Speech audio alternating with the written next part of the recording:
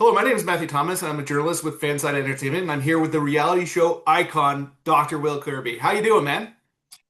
Matthew, I am electric, and I cannot tell you how long I've wanted to have this interview with you. You have always been so supportive of the genre, and I know you're a true fan of reality television and just the unscripted world. So the pleasure's all mine, and thank you so much for entertaining me today.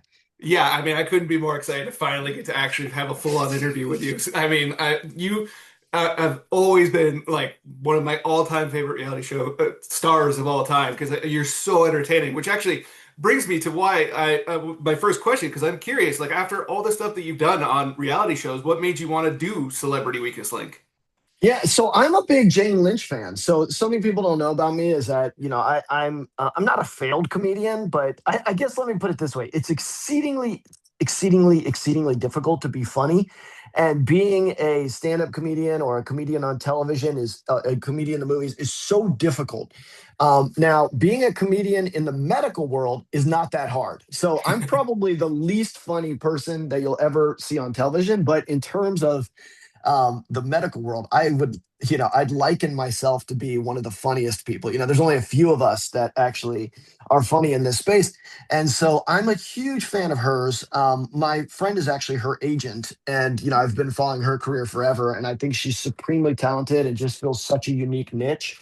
So, when I got the call, and I'm pretty sure I was the last one to get the call, when they call you on the Friday and it's going to film on Tuesday, you know that you weren't their first choice, and I have no problem with that. I'm always ready to perform and to participate. And when someone at the level of Jane Lynch is involved, it's just I'd be foolish to say no. So I was really excited to be there and meet her. I mean, that makes perfect sense to me because, like you said, she's amazing. So getting the opportunity to have those interactions with her would be so much fun, right? Correct, exactly. And she's so sharp. I mean, she is just so witty and so clever. And watching the way her brain works really mesmerizes me. But it's interesting that you said that you had such a small amount of time between like when you got called and when you actually went to filming. Because one of the questions I was curious about is like knowing your reality show history, where you have when you realize that you could be potentially going up against certain other reality show icons. I know you've done research on these scenarios in the past. So in that small amount of time when you realized you got the call to going on the show, were you like trying to cram information into your head to be prepared for the show?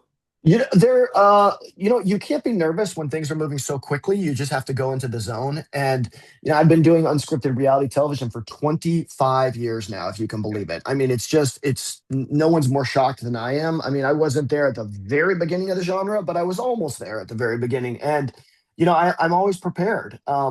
I No matter what the scenario is, I try to do as much homework as I can in advance.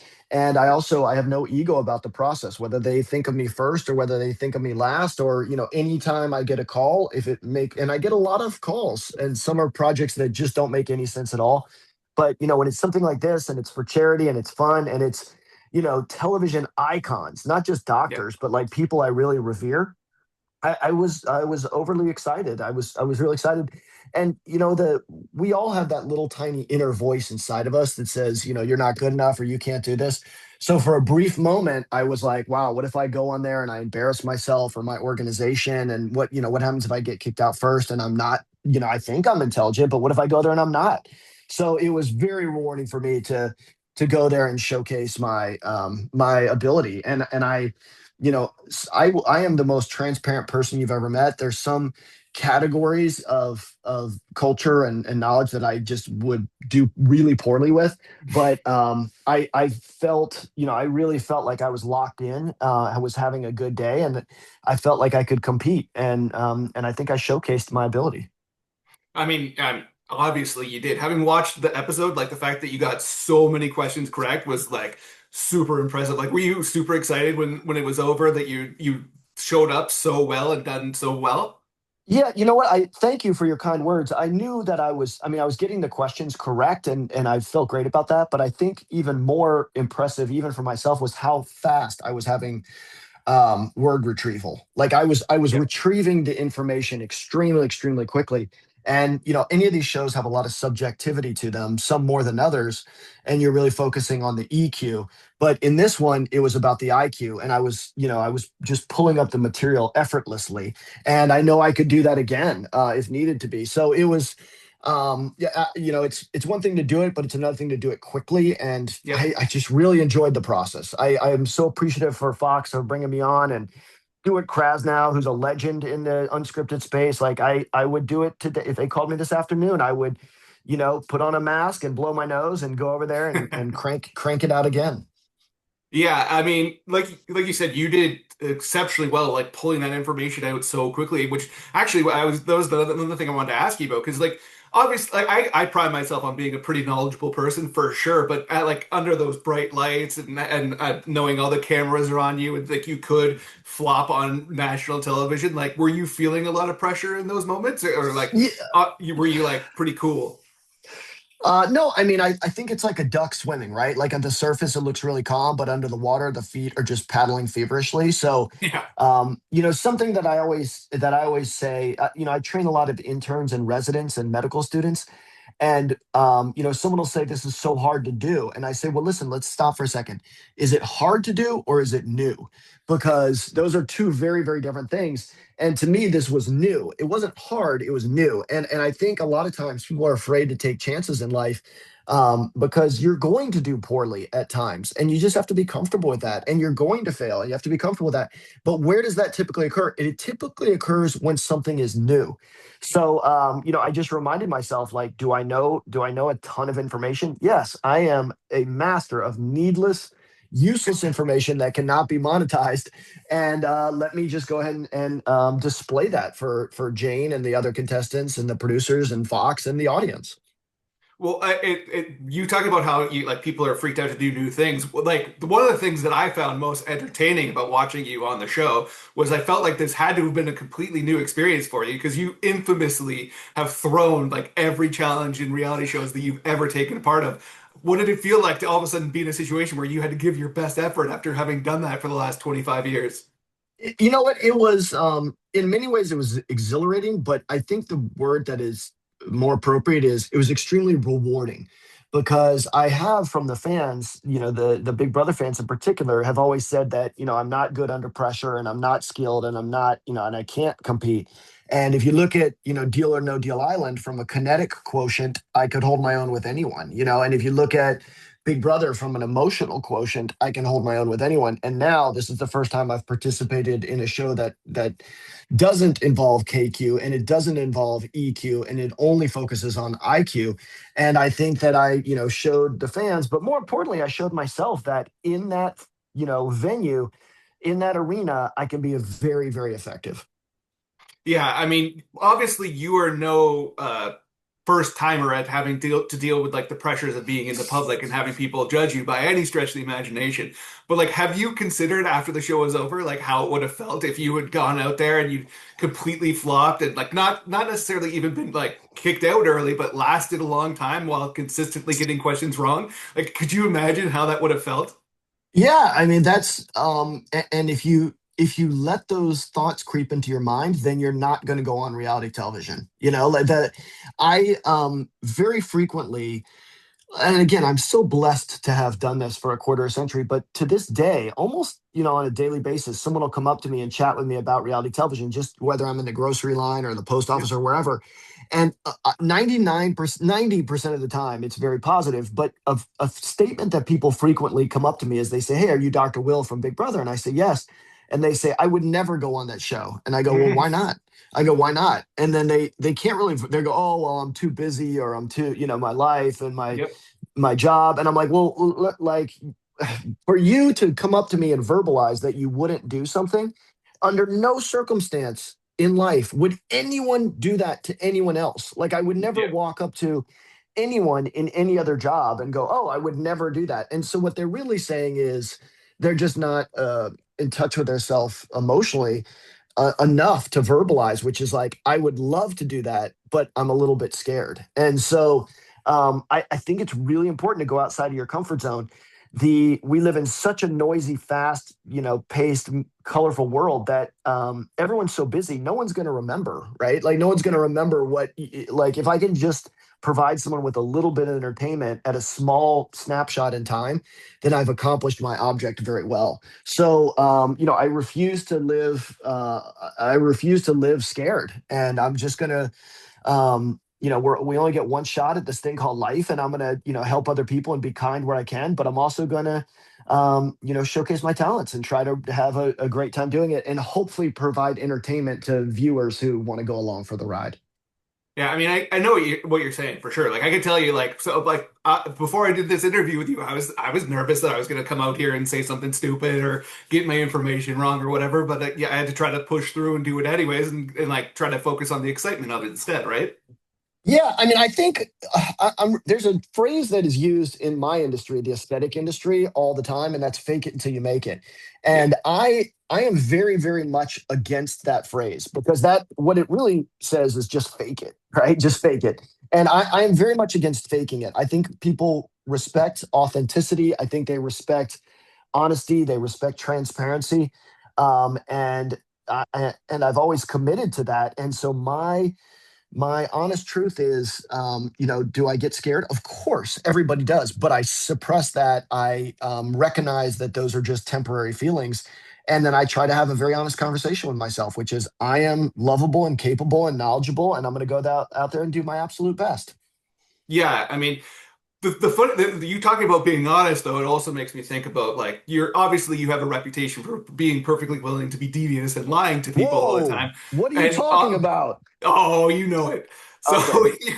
when you were out there and you three actual doctors clearly had this plan to vote out the actors in alphabetical order. Was that really Dr. Sandra's idea, or did you have anything to do with that? It's funny that you bring that up. So Dr. Lee I have nothing but wonderful things to say about her. And I had never met her before, but she's extremely well known in the dermatological industry. And so, I went to her trailer and introduced myself. And the key to good emotional reality television show playing is what I call inception, right? Like you plant an idea, but then you let someone else think it's their dream. Yep. So, I have nothing but great things to say about her, but I'm hanging out, being friendly, hanging out, being friendly, hanging out, being friendly. And then she goes, "Hey, we should work together." And I'm like, "What? What a great idea." And so as soon as she said that, I go, "Great, vote them out in alphabetical order." And so she and I teamed up, and then I thought she would and I were going to ride to the end together, but she clearly was super smart and was also working with Dr. Dubrow. So we quickly had a 5 second conversation, and to do well on reality television, you have to have a level of paranoia that is encompassing you at all times, enveloping your person at all times. And all of the actors knew each other. As soon as we got there, they of course all went up to each other. Some of them have been on shows together. They all know each other. Some share agents. And I was like, these guys are going to team up on us and get rid of us. So and I was wrong. I was absolutely wrong, because I Yeah. forgot they're so sweet and they're so sensitive and they're truly artists. And they work in the world of subjectivity, whereas in medicine you work a lot more with objectivity. And Yeah. so the thing that I miscalculated is that, because actors are super smart, and manipulative. And I thought that they were going to do what we were doing, but they didn't. And then I actually felt bad, because they signed up to go on a trivia show and they didn't really sign up to get steamrolled. And that's exactly what happened. Did you have like big reactions behind the scenes afterwards, like from like the other people on the show or Jane? Well, internally, I was hoping they weren't going to catch. I was hoping they weren't going to figure it out. And so after the first one, I mean, Phil Harper. I mean, he is a genius. That guy's lit. He is, with no embellishment. I mean, um, he is a genius. And so I thought that they were going to go. I thought everyone's going to catch on and go, "Wait, was he eliminated first?" And by the time they figured it out, it was too late. And also, I have a bone to pick with the producers and with Jane. I mean, they announced what we were doing before we were finished doing it. So, like, that's production interfering with contestants, and it was too late for them to stop us. But like, Exactly. whoa, like, don't do that. Yeah, I mean, I wonder if they were like picking up on it behind the scenes, but they're like, we can't call it out yet because we need to make sure that we're like, if we say something, they can't flip it on them yet. It certainly could have been. I mean, the show. I absolutely love the show. I mean, I'm sure you can see it. I'm having so much fun doing it, but I wish there could have been an element where you could win immunity. Like if you are, got the most questions. One of the reasons I wanted to answer the questions very quickly is because I was one of the last people in the lineup. Yep. So just from a statistical perspective, I knew that I could answer the questions, but I knew that if they didn't get to me in the allotted time, I was going to have a one less answer, or less questions posed to me than the people who were before me. But so I was trying to answer quickly so that it would come back around to me, hopefully in that same round, and that kind of seemed to work. But I wish the show had the ability to offer up immunity. I would have loved to have. Had the ability to have gotten a certain number of questions right or a bonus question right or something so that I could have had some level of immunity in that final three. But I mean that would have been an interesting wrinkle for sure. Oh So yeah. like having seen you on the show and like hearing you talk about it now, you definitely sound like you had a ball doing it. Like you seem like very, very positive about the experience. And as an unrepentant, huge Dr. Will Kirby fan, my last question for you has to be completely self-serving. Are we going to see you on other shows in the future, like Fox shows? Like there's lots of options out there for you to show up on. Can we expect that? You're so kind. The true unscripted competitive reality television is a young person's game. For my age, I'm in great physical shape. I'm in a great emotional shape, but I no longer have the ability to flirt as a strategy. I can't. I can compete physically with people, but I can't compete with a 25-year-old on a physical challenge as nearly as well as I could. But the one area where I still have a lot of fire in my belly, Matt, is in shows that involve IQ. Yeah. So if there's a celebrity weakest link all stars, I would definitely do that. Especially anything for charity, I would love. But Celebrity Jeopardy, I really want to put that on the universe. I am going to call it now that I can do really well with that. If you're a celebrity and you get and I'm on Celebrity Jeopardy and you're on my episode, just walk out if you see me because I'm going to be a buzzsaw on that show. And something like Celebrity Wheel of Fortune, I think I could do well too. So, I don't want to mislead you. I'm not gonna be that person who goes back to their high school and tells everybody, what a great sports hero they were. Like that's not who I am. So I'm not gonna go back and compete as a regular contestant on Big Brother. I just don't see that in the works. There's been talks of Survivor. I don't know. I love tropical settings, but I don't know if that would be a good fit for me. Amazing Race is, again, I'd like to travel the world on my own accord. I don't want people pushing me off of buildings and things to do it. So I'm kind of rambling and doing a terrible job getting to your question, Matt. But I am retired from competitive reality television, but I'm not retired from trivia shows or shows that involve IQ. And I'm always, my career is really laser focused on the organization I work with and my colleagues in the phenomenal aesthetic industry.